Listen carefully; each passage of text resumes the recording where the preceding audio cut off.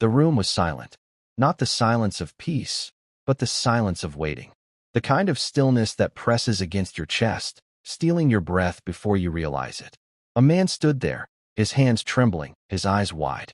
He wasn't in a courtroom, not the kind we know. No judge in a robe. No jury of peers. No lawyer to defend him. Yet, it felt more real than any trial on earth. Because this wasn't the trial of men.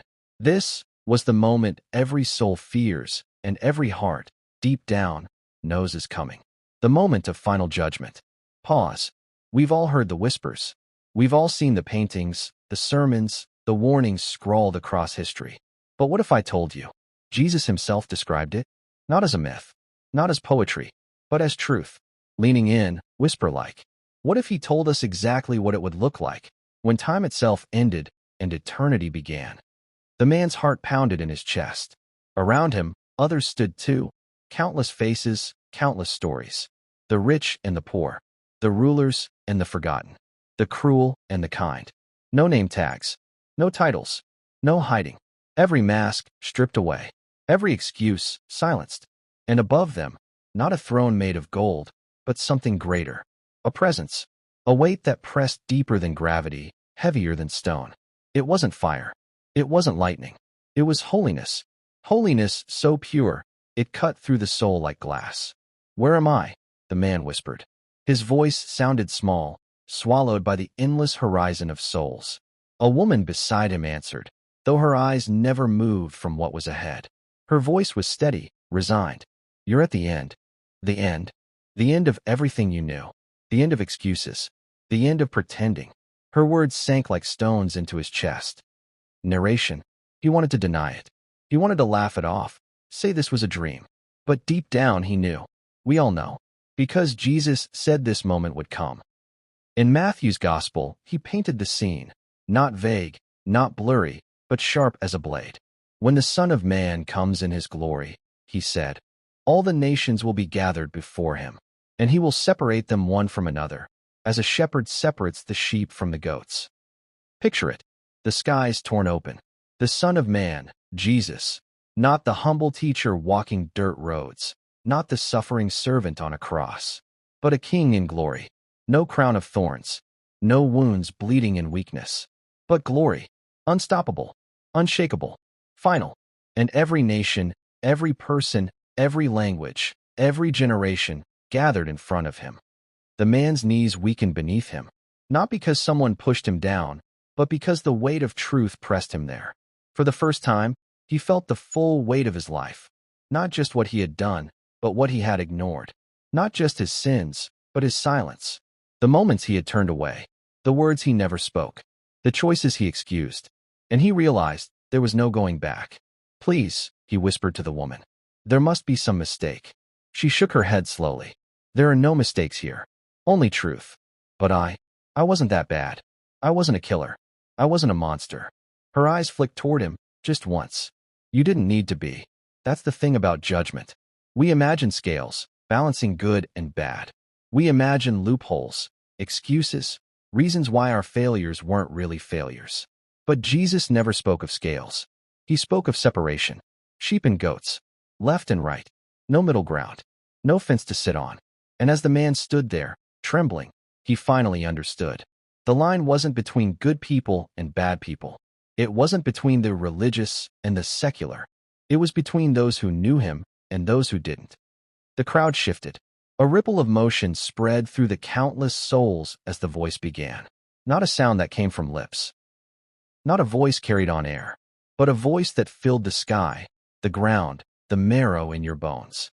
It was both thunder and whisper, fire and water, gentleness and terror, and it said only this: the time has come. Every heart froze, every breath held, every secret exposed. The man fell to his knees, not because someone forced him, but because the truth left no room for pride. And in that moment, his story, and every story, was about to be told. This is where Jesus begins the story, not in some far-off metaphor, not in a parable about farmers or fishermen, but in the clearest, most haunting picture he ever gave. A throne, a king, a gathering of all people, and a separation that would change eternity. This was the final judgment. And it is not fiction. The man whispered, desperate now. Is there still time? The woman's face softened for the first time. She almost looked sad. No, time was the one thing you spent, and it never comes back. And that's the hook of the story. That's the haunting truth Jesus left us with. Judgment is not about then. It's not about later. It's about now. Because the choices you make today are the evidence that will stand tomorrow. And once the judge speaks, there is no appeal, no retrial, no second chance, only truth. And so we begin, with the Son of Man returning in glory, with every nation gathered, with the trembling silence before eternity divides. This is not the story of someone else. This is your story. This is my story. This is the story of the final judgment. The silence didn't last. It broke, not with chaos, not with screams, but with a single motion. The king lifted his hand, and in that motion, eternity shifted. On his right, a light spread. It wasn't sunlight. It wasn't fire. It was something deeper, like joy made visible. On his left, a shadow stretched. Not the shadow of night, not the shadow of fear, but of absence. The absence of him. And for the first time, the man realized what Jesus had meant. Dialogue. The woman's breath caught. He's dividing them, she whispered. The man's voice cracked. Dividing who? Us. Narration.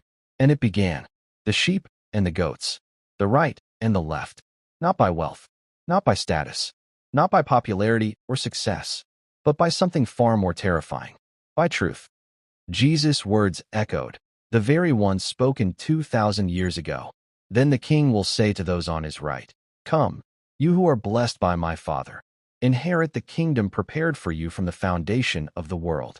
The crowd on the right erupted, not in wild cheers, not in arrogance, but in relief. In joy so raw it made the ground tremble. They wept. They fell to their knees. They laughed like children who had finally come home. But the left stood in silence. Not because they had no words, but because every word they had ever spoken now betrayed them. Dialogue. The man's voice was thin. That can't be me. I don't belong on the left. I went to church sometimes. I prayed when things were hard. I wasn't perfect, but I wasn't evil. The woman looked at him, eyes glistening. Do you remember what he said? He frowned. What? Not everyone who says to me, "Lord, Lord," will enter the kingdom of heaven, but only the one who does the will of my Father. The man's lips trembled. I knew those words. I didn't think he meant me. That was the conflict. Not that people hadn't heard. Not that they hadn't known. But that they never believed it applied to them. We spend our lives comparing ourselves to each other. I'm better than him. I don't lie as much as she does. I've never killed anyone. I've never destroyed lives. But in the shadow of his throne, those comparisons turned to dust. Because the judgment wasn't measured against other sinners. It was measured against his holiness. The man looked at the right side, their joy, their relief. And something inside him ached, more painful than fire. It wasn't envy. It wasn't jealousy. It was regret. The crushing, suffocating weight of what could have been. Every chance he had wasted. Every whisper of conscience he had ignored. Every time he had felt that tug in his soul and silenced it. And now, silence was all he had left. No, he whispered, almost to himself. No, this isn't fair. Nobody's perfect. Nobody could meet his standard. The woman's eyes locked on his.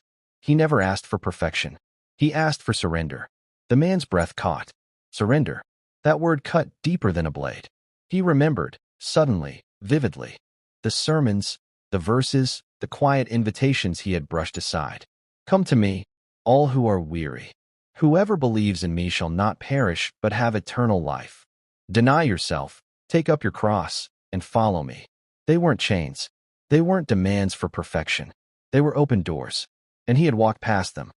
The king's voice rose again, filling the horizon. For I was hungry, and you gave me food. I was thirsty, and you gave me drink. I was a stranger, and you welcomed me. I was naked, and you clothed me. I was sick, and you visited me. I was in prison, and you came to me. The right side cried out, stunned. When did we see you, Lord? When did we do these things? And the king answered, Truly I say to you, as you did it to one of the least of these my brothers, you did it to me. The man's chest tightened. The words weren't about rituals. They weren't about religion. They were about love. About a love that acts, a love that reflects him. And in that moment, the man realized. He had lived for himself, for his comfort, for his pride, for his image, but he had never lived for him. The man's voice cracked as he looked toward the throne. Please, give me one more chance. Just one. I'll do it differently. I'll care for the hungry. I'll visit the sick. I'll give. I'll love. The woman's face was wet with tears now. It's not about what you'll do. It's about what you did. That was the unbearable truth. That judgment wasn't about intentions, not about dreams of what we would do one day, not about promises whispered in desperation. It was about reality, about choices already made, about lives already lived, and no plea could rewrite history. The king's voice shifted, lower now, carrying a weight that made the ground tremble.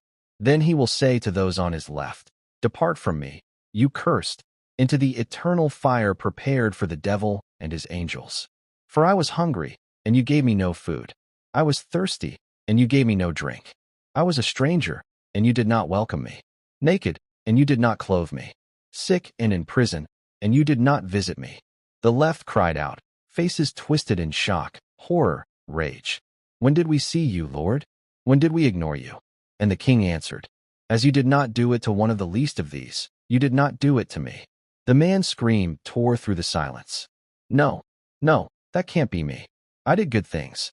I wasn't evil." The woman's whisper was barely audible. "But you lived without him. That was enough." And the conflict reached its breaking point. This wasn't about monsters. It wasn't about villains. It was about ordinary people. People who thought they had time. People who thought God's words wait for someone else. People who thought they could live without him until they couldn't. And in that realization, the man understood the most terrifying truth of all. It wasn't that God had condemned him. It was that he had condemned himself. And as the king's hand moved again, dividing eternity into light and shadow, the man's heart shattered with one last desperate thought. If only I had listened. If only I had believed. If only I had lived differently. The king's hand hung in the air, the line between light and shadow drawn sharper, deeper, irreversible. The man's body trembled, not from cold, not from fear alone, but from the weight of eternity pressing down on him. It was the moment everything came to focus. The choices, the silences, the moments ignored. Now, they weren't just memories. They were evidence. Dialogue. The man's voice cracked into the silence. "Wait, please, just listen to me." He looked upward, eyes desperate, face wet with tears. "I gave money to the poor. I helped people sometimes. I prayed when I was in trouble. Doesn't that count for something?"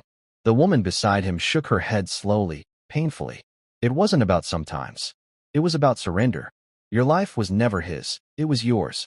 And now, it's only yours. Narration. And the throne blazed with brilliance.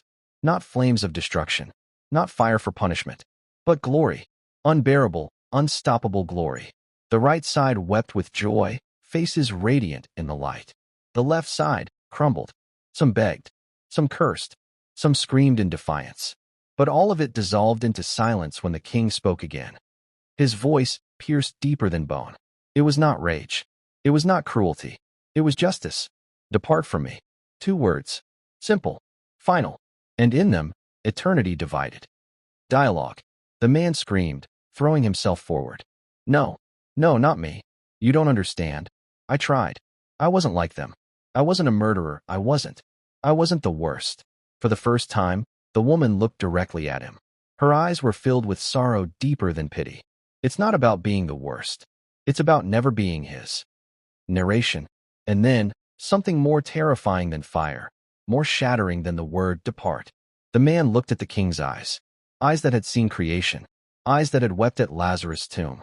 Eyes that had looked down from a cross and said, "Father, forgive them."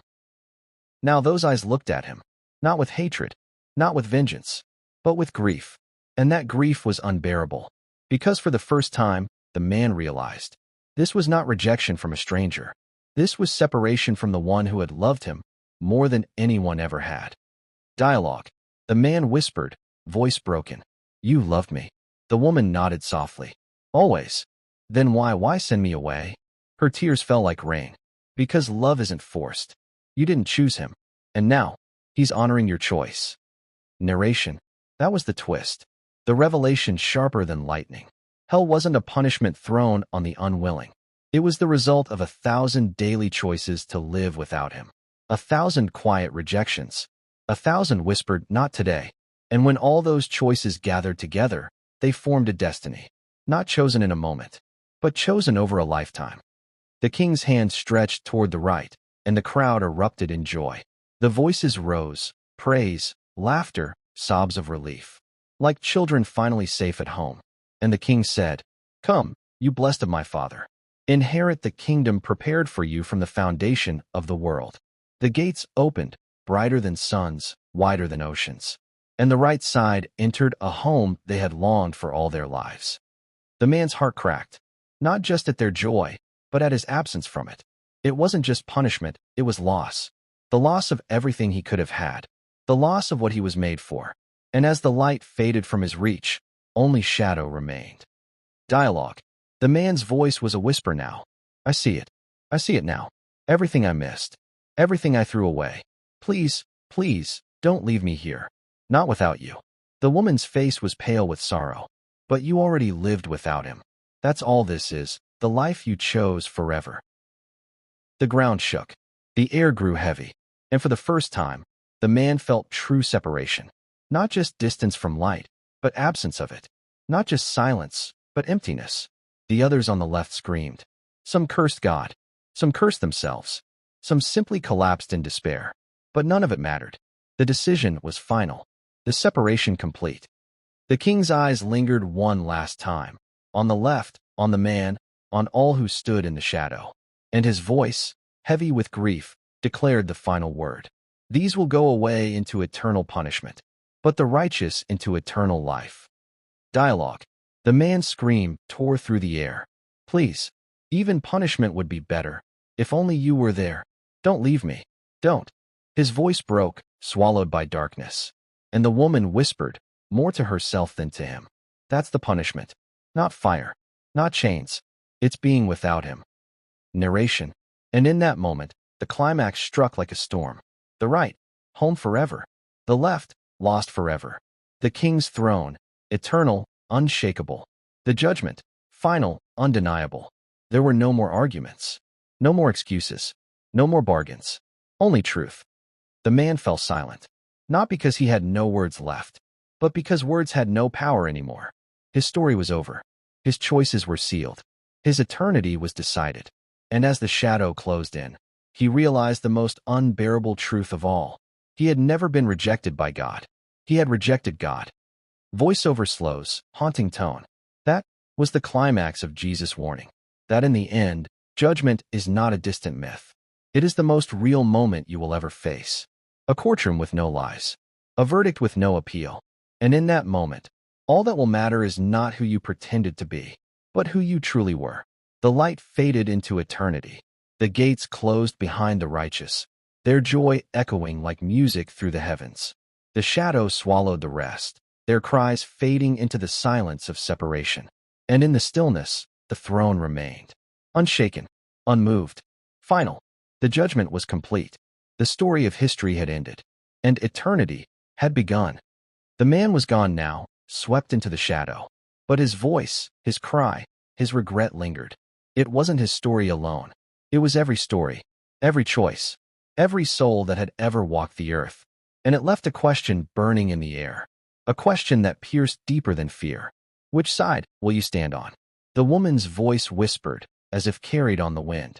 He never asked for perfection, only surrender. The man's reply echoed, fragile, fading. "I thought I had time." And then silence. Isn't that what we all think? That time is endless. That tomorrow is guaranteed. That the warnings are for someone else, somewhere else, someday far away. But the truth is different. The truth is sharper. The truth is now. Every word you speak, every choice you make, every act of love or neglect, every surrender or defiance, all of it writes the story that will be told at the throne. The woman's voice returned, soft as a memory. You had a chance to choose him, and you still do. But the chance doesn't last forever. One day it runs out. And on that day, you won't have to wonder where you stand. You'll know. The final judgment isn't about fear. It isn't about terror for terror's sake. It's about truth. The truth that love cannot be forced. The truth that choices have consequences. The truth that eternity begins with a decision. Not made after death. Not made at the throne. But made right now. The king on the throne, Jesus, wasn't just warning. He was inviting. Even in his prophecy of judgment, there was hope. Because the gates of light weren't built for a few. They weren't locked against the many. They were wide enough for all. Prepared from the foundation of the world. But only those who choose him enter. Behold, I stand at the door and knock. If anyone hears my voice and opens the door, I will come in to him and dine with him, and he with me. That's the heart of it. That the judge is also the Savior. That the one who divides eternity is also the one who hung on a cross to make the right side possible. The same eyes that wept at judgment once wept at Gethsemane. The same hands that separated the sheep from the goats once stretched wide in love, pierced for our sin. The same voice that declared, "Depart from me," once whispered, "Father, forgive them." The man's story ended in shadow. But yours hasn't yet. The gates are still open. The invitation is still spoken. And the choice is still yours. Don't wait. Don't waste. Don't think you have more time. Because when the throne appears, time will be no more. Choose him now, while you still can. And so the story ends, as Jesus told it. A throne. A king. A final separation. Not myth. Not metaphor. Truth. The most important truth you will ever face. And the question remains. When the final judgment comes, when the nations are gathered, when his eyes meet yours, where will you stand? Fade to silence, linger on the question.